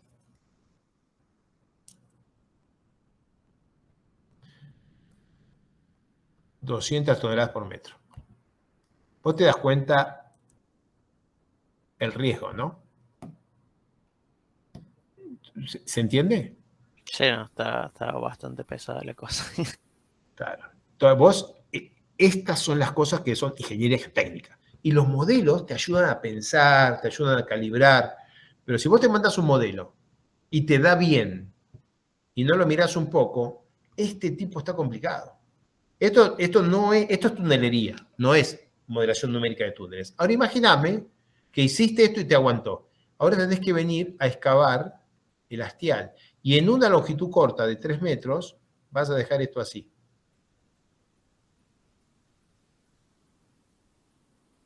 Por supuesto, es una longitud corta.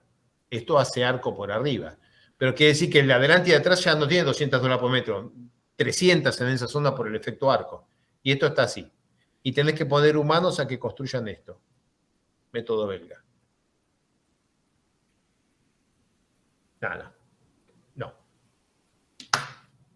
Se entiende, ¿no? La secuencia, pero ahora te está hablando un ingeniero de casi 60 años, no te está hablando un modelador.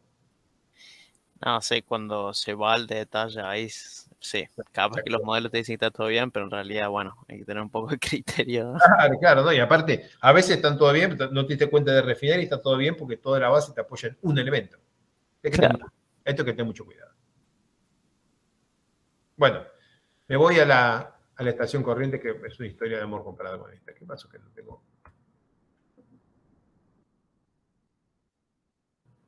Todavía hoy creo que esta es la obra más linda que hice en mi vida. Pasaron años, se hizo un montón, pero esta por lo menos es la que recuerdo como la más linda. Entonces, un diseño que venía fenómeno hasta que nos pidieron este vestíbulo acá arriba. Esta es un screenshot del plano de aquel entonces, donde hay una bella caverna diseñada por Alejo, al que le pidieron, che, poneme arriba algo, porque necesito los vestíbulos. Vos miren mi caverna, que tenía que tener tierra arriba, y la tierra totalmente removida, y arriba tiene esto, tiene aire. La tapada teórica de la estación Corrientes es 0 metros. Es increíble. Fue construida, por supuesto, primero completa hasta el hormigón definitivo y después se le excavó esta cosa encima, ¿no? Miren la posición esta de, ¿cómo es? Donde están los autos, miden el ancho y la profundidad de la excavación. Y la forma no es perfecta ni muchísimo menos, en aquel entonces fue lo mejor que nos salió para que se pudiera transitar por acá abajo, pero es muy plana. Hoy las hacemos más, excavamos más en la contrabóveda, en la solera. Bien, pero esta fue la primera excavación subterránea en bóveda banco en Buenos Aires, 19 metros por 14 por 135 metros de largo. Ahí tienen una bellísima foto de la excavación y en esta foto les voy a ir mostrando las etapas constructivas. Entonces, lo primero fue excavar la bóveda en una cierta distancia. Bueno, galerías de drenaje, las dejamos atrás. Y se excava la bóveda en avances de 1 metro y se pone una cercha, marco de reticulado, que es también la armadura del hormigón de primera etapa. Tiene función estructural. 12 avances por día durante 3 días, son 6 avances. Y acá les acabo de dibujar en rosadito a lo que se refiere a la excavación de bóveda. La máquina que excava la bóveda es la que se ve aquí. Y esta línea, que vean las marcas de cambio de color en el hormigón proyectado, son las que corresponden a esta excavación de bóveda. Luego de la excavación de bóveda, hay que excavar el primer banco. Con la máquina parada abajo o arriba, como puedas, hay que sacar esta tierra para poner el hormigón proyectado aquí. Esta 6,15 más 3, ahora es 9,15. Ves que vamos de arriba para abajo, ¿no? Y estos son avances de 2 metros fijos, en vez de ser de 1 metro. Y entonces se prolonga aquí la cercha, y ahí tenemos. Esto que ven acá, esta mascada que ven acá, con una forma medio irregular, yo le puse acá voy para atrás para que vean la forma real de la excavación. Le excavó como quiso la retro, porque lo único que había que hacer es llegar ahí abajo para poner el hormigón proyectado. Las manchas que ven en este nivel, y son variables, son más o menos, no son más o menos, son variables, pero son en cada caso exactamente ¿cómo es?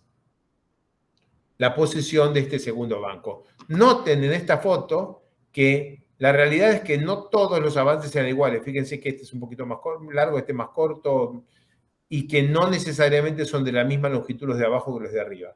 Estaba especificado de a 1 metro, pero no necesariamente excavaban 1 metro, ponían shotcrete y cerraban. Cuando solo les parecía muy bueno o estaban apurados, que excavaban 2 metros, ponían 2 cerchas y hormigonaban. O sea que a veces ven manchas de 2 metros de largo entre juntas, a veces no, a veces manchas de 1 metro. Bien, ahora toca, ya tenemos que excavar otro banco más, y en este banco más, nosotros dibujamos esta belleza con esta forma, pero no les gustó, simplemente excavaron así horizontal, y ahí chao. Aquí está excavado horizontal, y miren las rayas verticales en esta foto. Tengo que ir a la otra foto porque siempre lo interesante está tapado de rosa.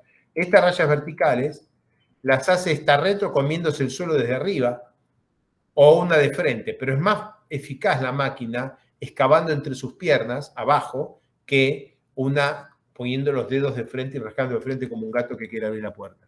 Entonces, aquí tenés la última excavación de banco, y ahora, acá abajo, tenemos los humanos, aquí abajo, que acá se ven chiquititos. Excavando la solera, esta que aquí no se ve nada, este humano que está acá abajo o este que está por la mitad, están metidos ahí adentro del pozo en la excavación de la solera. O sea que si yo me acerco aquí con mi casco blanco y miro para abajo, 1, 2, 3, 4, 5 cascos blancos. 1, 2, 3, 4, 5 cascos amarillos, 2 cascos blancos más. Los cascos blancos, que son los que miran, le ganaron 7-5 a los cascos amarillos, que son los que realmente trabajan. Y esto no es muy infrecuente. Bueno, te acercás y no, ahí abajo tenés todos los cascos blancos mirando, 1, 2, 3, 4 miran, y capataz, este mira, pero sí, este hace falta, y todo lo demás trabajando, y este con casco gris, que no sé por qué tiene un casco gris, no tenía que tener un casco gris. Y bueno, ahí tienen la excavación y la colocación de la armadura en la solera. Hecho eso, con la solera hormigonada, definitiva, o sea, todo esto venía en hormigón proyectado en primera etapa, pero la solera es definitiva. Con la solera hormigonada se hormigona este tramo de hormigón y ya se ponen estas armaduras de lo que van a ser las columnas que sostienen el andén. Y inmediatamente que está hormigonado esto, cuando todavía no tengo la bóveda, ponemos el andén. Es temprano, ¿eh? Están los andenes y están robustos los andenes. Acá están en construcción los andenes y en esta foto vemos los andenes robustos, de ellos voy a hablar ahora, el hormigón que va subiendo hasta esta cota. Adelante, esta foto toda fea, está el frente de excavación, allá están colocando las cerchas allá adelante, acá están las etapas que van yendo hacia atrás y ya se están haciendo los andenes. En lo mismo, pero vengo por acá, subo por esta escalerita, paro aquí, miro para atrás y entonces veo para atrás todo esto. Allá en el fondo están los andenes. Y esos andenes están allí porque ahí vamos a colocar el molde del encofrado para hacer hormigonar la bóveda y queremos tener un encofrado apoyado sobre un plano horizontal. Entonces, mejor hacer los andenes para apoyar el encofrado sobre los andenes. Antes, miren la máquina pasar.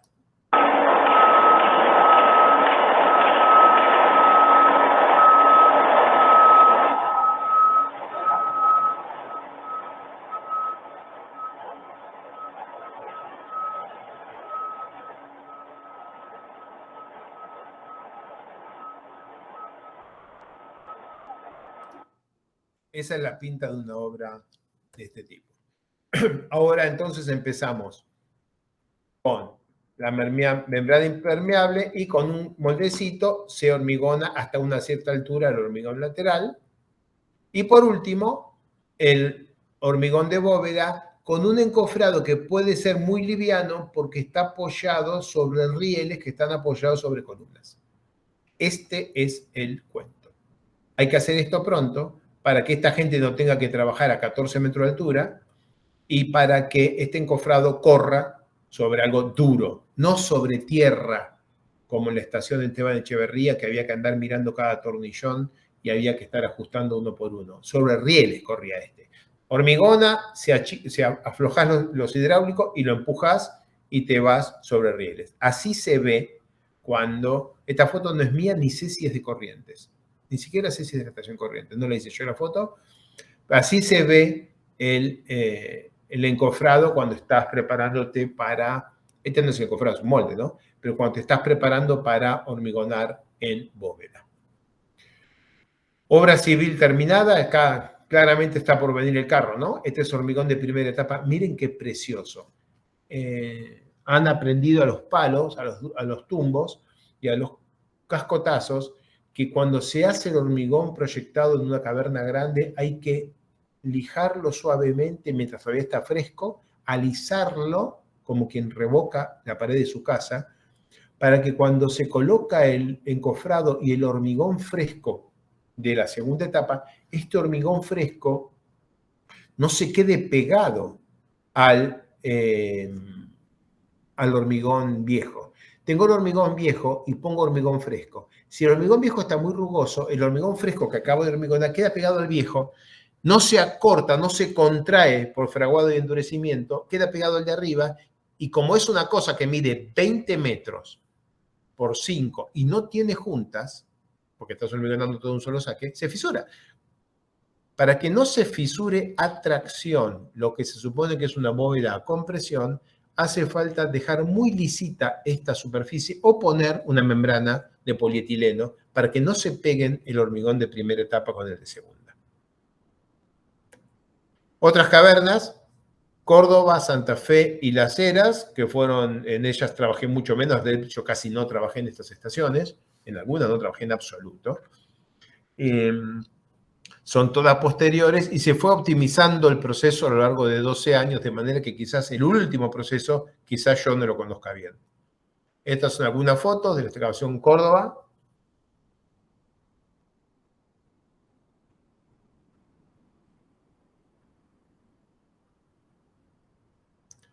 De la estación Santa Fe.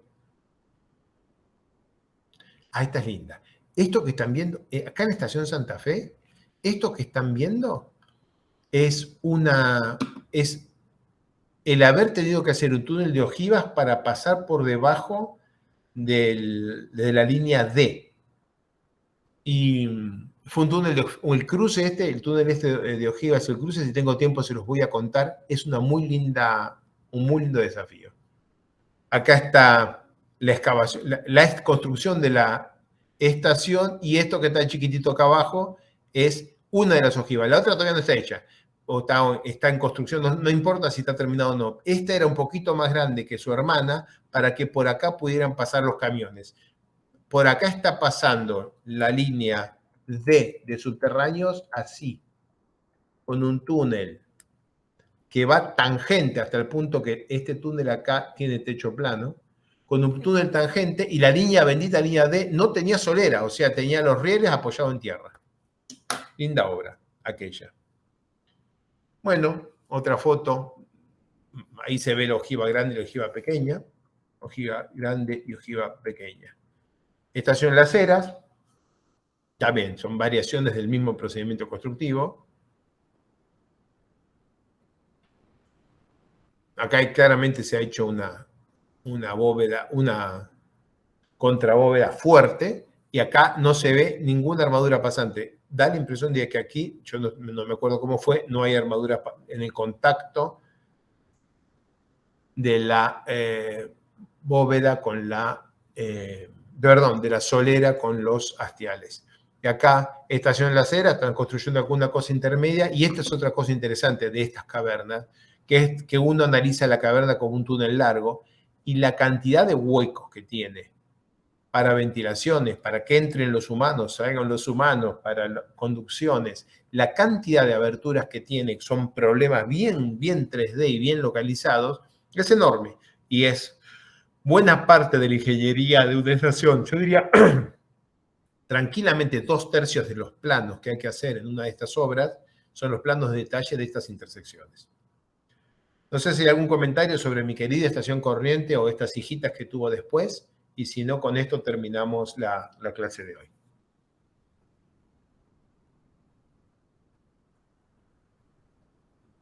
Alejo, te pregunto por las ojivas. ¿Era por un tema de controlar asentamientos con la línea D? No, caiga la línea D. Voy a tratar de mostrar la vez pasada, pero vos tenías la línea D, que es un túnel sin solera. O sea, acá la sección era así, y acá había tierra, y acá había ferrocarriles corriendo, así. Y nosotros excavamos un túnel así,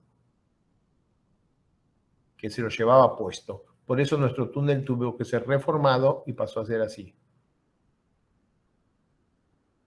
Si vos excavas este túnel, todo lo ancho, y esto tiene, no sé, 6, 7 metros de ancho, entonces los ferrocarriles caen. Entonces no puedes hacer eso. Lo que haces es excavar un poquitito así, y acá el contacto es la nada misma, excavas un poquitito aquí, lo suficientemente ancho para que pase un camión con los espejitos doblados para que no rocen, y después haces acá adentro un procedimiento para hacer esta obra que te la voglio dire. Te contó una presentación sobre ello, y si tengo tiempo se las muestro en la semana que viene. Y si no, está grabada seguro, pero se las muestro la semana que viene, espero poder mostrársela porque es muy interesante. Así que no, la ojiva no era solo asentamientos. No, claro, sí, no había visto la parte de que te quedaba mocho el túnel, por decir de alguna forma. Sí, mocho directamente.